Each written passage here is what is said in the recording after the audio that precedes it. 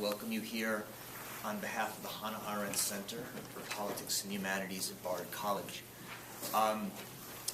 This is the first of 3 talks that Professor Philippe Nonet will be giving this week. There's 2 evening talks that go together. Tonight, Monday night, is part 1 of a 2-part lecture that is called The Destiny of Freedom, from Kant to Heidegger. Tonight, I think we'll focus mostly on Kant. Mostly. And on Wednesday, we will be making the way towards Heidegger. So I hope that you all are able to come back on Wednesday. In addition, tomorrow, Tuesday, from 12 till 2:15 or so, there will be a lunch discussion of the Requiem, the Fauré and Verdi Requiem. And that's, if you're interested in coming to that, please just contact me either after the lecture or via email. There's just 1 or 2 spaces left. It's sort of a smaller space, but we still could get you in if you're interested. This is a real honor for me to have Professor Nonet here. Professor Nonet has a doctor in law from the University of Liège. He also has a PhD from the University of Berkeley in sociology? Yes. In sociology. For many years, he taught in the law school and in the PhD program in jurisprudence and social policy at UC Berkeley, where, among other things, he was my doctoral advisor. And so it is a distinct honor to welcome him here for me. He is the author of 2 very influential books in the world of interdisciplinary legal studies. One is called Administrative Justice, and the other is called Law and Society in Transition, that he co-authored with Philippe, another name some of you may know. 2 years ago, he was here in this very room and gave a lecture on the unity of tragedy and comedy that, as someone was just saying, as we walked in, as Thomas Barcher was just saying, really did generate a lot of conversation that lasted for months after his talk here on the Bard campus. It's available in audio tape on our Arendt Center website, and so I encourage you to go check that out if you're so inclined. But without further ado, it is a real honor to welcome Professor Philippe Nonet. Thank you very much.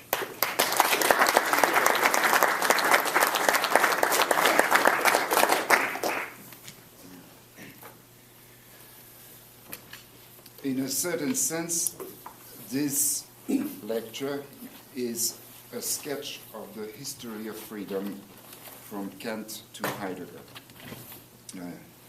But we are not concerned with history as such, that is, as the succession of events in the passing of time. We are only concerned with our past insofar as there opens out of it a destiny for a modern man. Therefore, the title I chose, The Destiny of Freedom. Indeed, our past puts us before the necessity of a decision regarding the destiny of freedom, a necessity that we can evade, but only at the greatest danger. So far, freedom has been thought as an attribute of the will. Indeed, as the will's highest possibility. But freedom of the will attains its most extreme possibility in the rise of modern technique. Technique, in turn, threatens to extinguish the freedom of man. Freedom of the will thus turns into an illusion that conceals an extreme form of servility, such as mankind has never known before. But when this illusion and concealment become apparent to men, if they do, there opens the possibility of a new birth of freedom, now detached from the will and grounded in what Heidegger calls the truth of being, die Wahrheit des Seins. Truth here in the sense of Greek aletheia, namely of unconcealment. It, aletheia, is to free freedom from the will. Thus the division of the lecture in two parts. First, the first concerns free will as the metaphysical origin of technique. And that concerns the history of freedom from Kant to our own times now. The second lecture on Wednesday will concern technique and the opening of a more fundamental possibility of freedom, detached from the will. And there our main object will be Heidegger's thought. We begin, therefore, today with the history of the free will as the origin of technique.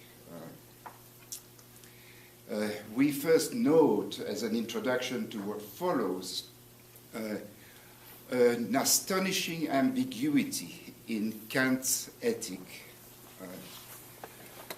On the one hand, it is an ethic of pure duty, free of all utilitarian considerations.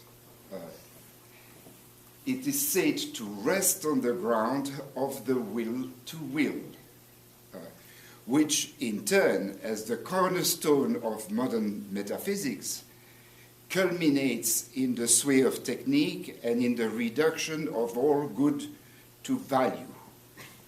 That is, in the pure opposite of pure duty. We shall approach Kant by reading just one sentence of his, perhaps the most difficult sentence in all of Kant, and in any rate, the least understood. Thus, the necessity of being careful in disentangling the problems in it. It says, right at this is the first sentence of the first chapter of the foundation of the metaphysic of Sitten, another untranslatable word, which means something like the customs and usages of the people. I read the sentence. I'll read it twice, and I'll reformulate in a summary. It's in a summary fashion. It says in translation, "It is impossible to think of anything in the world, or indeed outside of it, that could be held as good without limitation, other than a good will."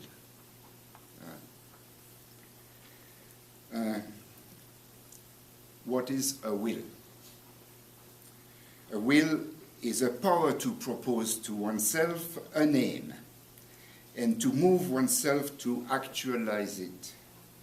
That is, to bring it into actuality, to bring it into being, to cause it to be. A good will, second question, is a will that is fit to will, and is to be an aim of willing itself, since it is a good, and a good is something that is desirable, and therefore something that is worthy of being posed as an end for the will. The will is to be an end to itself.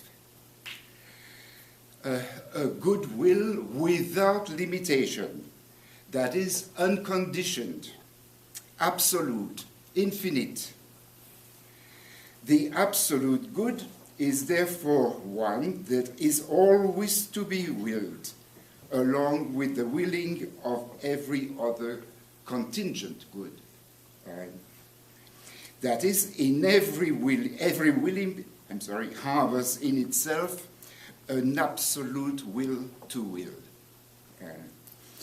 by virtue of which the will itself actualizes itself. Just as, remember Descartes, every thought rests upon the fulfillment of the self as a being who thinks. In every thought, I think. And thus I cause myself to be actualized as a thinking being.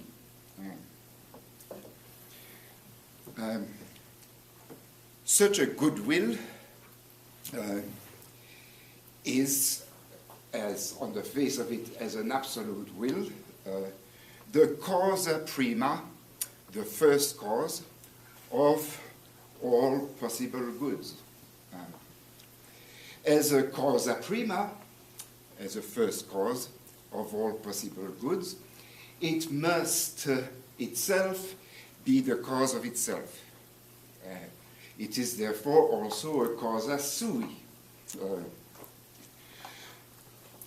The causa sui is the ultimate cause of the actualization of all subordinate aims. Causa prima and causa sui, as is well known to people who have read any philosophy, are names of God. The God of metaphysics, of course, not the God of any actual church. Such a goodwill, according to Kant, is to be pure. That is, unaffected by causes alien to its own essence. That is, entirely determined by laws it gives itself in accordance with its own essence, that would make it free. Freedom is the power of a will to actualize itself in accordance with its own essence. Shall I repeat? Freedom is the power of the will to actualize itself in accordance with its own essence. As the summum bonum, the highest good, such a free will is the being that most is. That is the most actual. That is the summum ens, the highest being, namely, again, God, the God of metaphysics again. This summum ens fulfills itself in the essence of being here in the sense of das Sein. In English, we cannot make, according to ordinary grammar, a distinction between das Sein and das Seiende, and therefore we throw ourselves constantly in immense confusion. In order to clarify our minds regarding these matters, we need to move into another language. One possible such language is the German of the 18th and 19th century.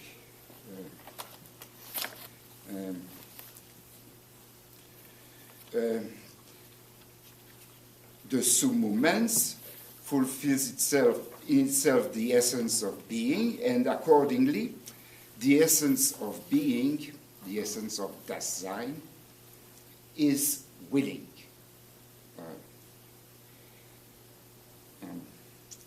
We have here, in a nutshell, the fundamental principles of modern metaphysics since Kant.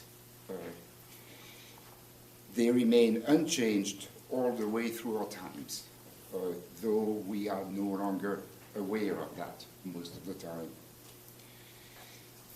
This metaphysic shows the presence of God in man, in the form of an unconditional obligation or an unconditional commitment to will freely.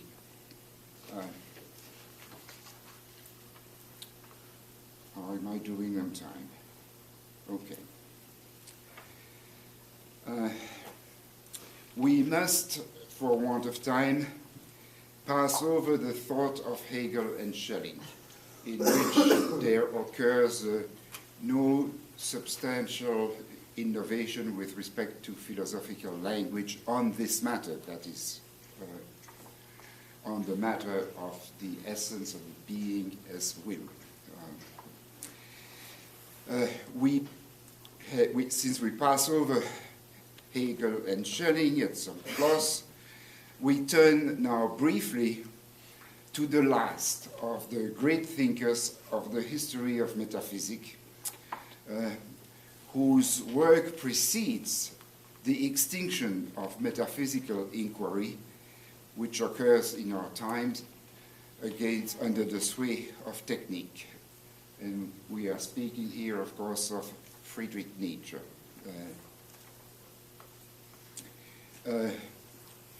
Nietzsche's thought is at bottom an extreme form of Kantianism. It would take a lot more time to demonstrate this than I can afford in this hour. But I can give a few hints of the direction in which to see, to recognize the kinship between the two thinkers, a kinship that Nietzsche himself ignored. He rather thought of Kant's position as an antipode of his own. That means that he had not done his homework regarding Kant. That's all. He had a very short life as a thinker, remember. In Nietzsche, the will to will, the Kantian will to will, takes the form of the will to power. So the demonstration of the identity between Nietzsche and Kant here turns on showing that the will to will is nothing other than the will to power, and vice versa. Nietzsche conceives the will as a power to command itself. That is, to speak Kantianly, to give itself laws in accordance with its essence as a power of command. The will is a will to power. What is power here? Power is mastery of the conditions of the will's effectiveness in actualizing itself. The will to will commands itself to command the fulfillment of the values it posits for itself. Values with Nietzsche, and it already begins before him, but it's sort of finalized by him, is the modern way to think of the good. As we all know from our own speech, or at least from the speech of newspapers.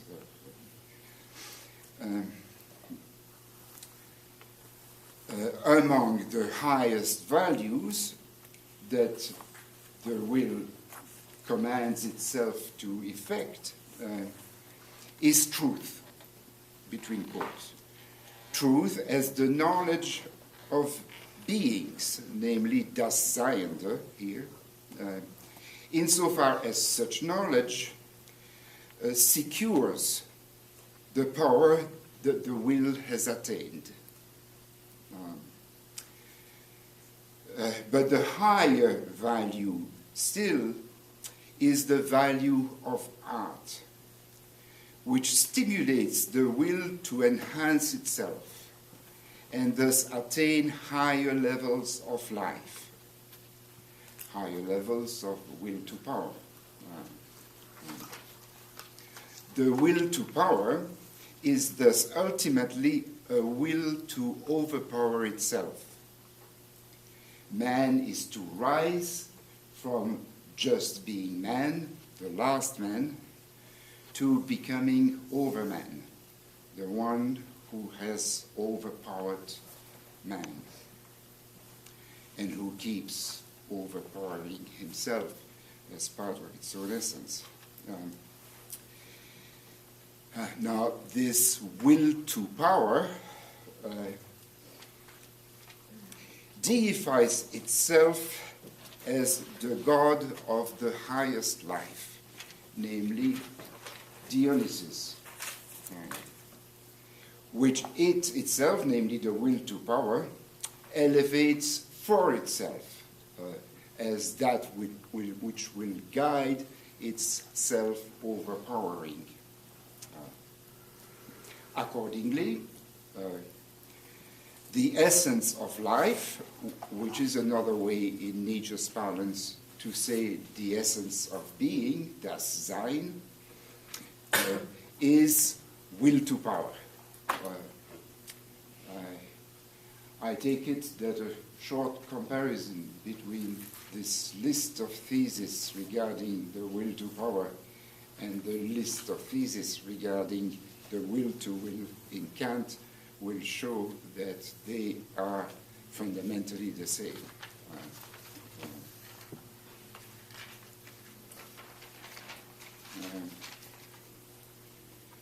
And we now turn to the age of technique.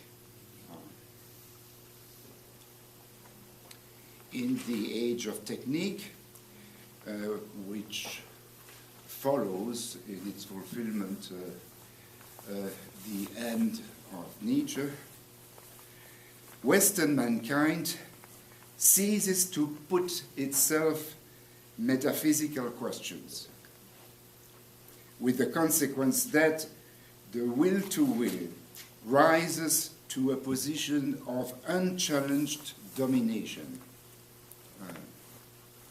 No questions any longer arises about its essence, the possibility of its actuality, the kinds of aims that are suitable to it. There are, of course, exceptions to this metaphysical blindness.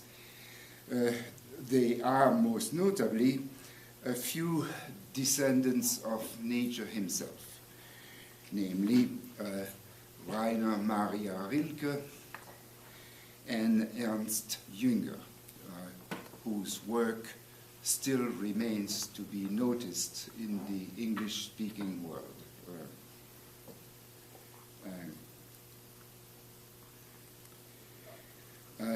The will to power, having become unchallenged in its domination, transforms itself in ways that remain largely unexamined.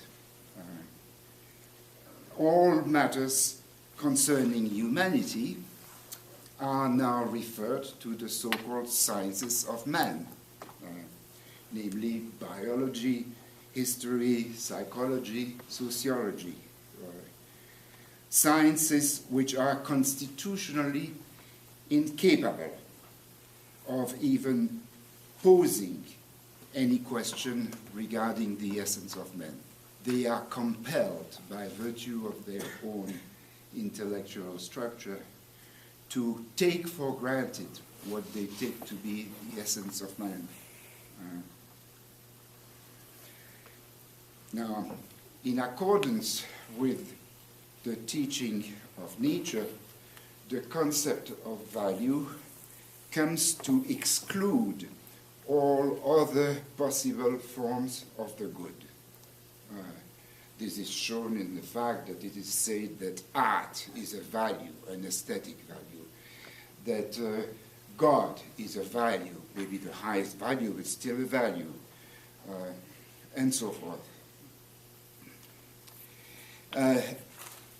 This transformation of the good into value as an exclusive possible form of the good assures in principle that from now on the good will be regarded as radically calculable.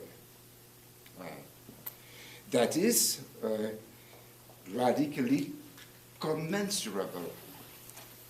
And that is in turn radically interchangeable. all human ends are substitutable to one another. At the same time, and this is perhaps what is hardest to see, indeed so hard that even a profound thinker like Max Weber was unable to come to terms with it. The will, Max Weber was another descendant of Nietzsche, at least in his old days. The will loses all character of self-command and self-surpassment. Its freedom, now conceived as the power to dispose of all forces of nature, becomes a never-ending task at which man is destined to devote his labor. Thus, it may be said, the Homo animal rational, which is the classical Latin definition of the humanity of man. Man is the animal endowed with reason, turns into the Homo animal laborans, the Homo whose essence is laboring humanity, not working, laboring. It is important here to maintain the distinction between work and labor. In the modern world, no one works, but everyone labors.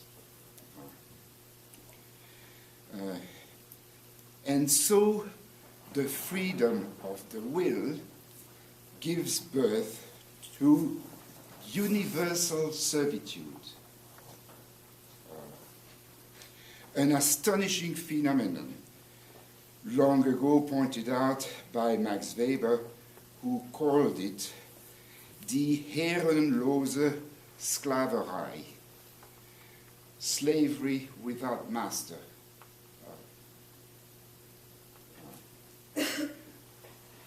What then is it to which this servility gives obedience? Weber never was able to conceive an answer to that. We shall first hear a possible answer to that question from Heidegger, and that will be our topic for next Wednesday coming. So I did it even faster than I thought I would. So will you take the questions? So that's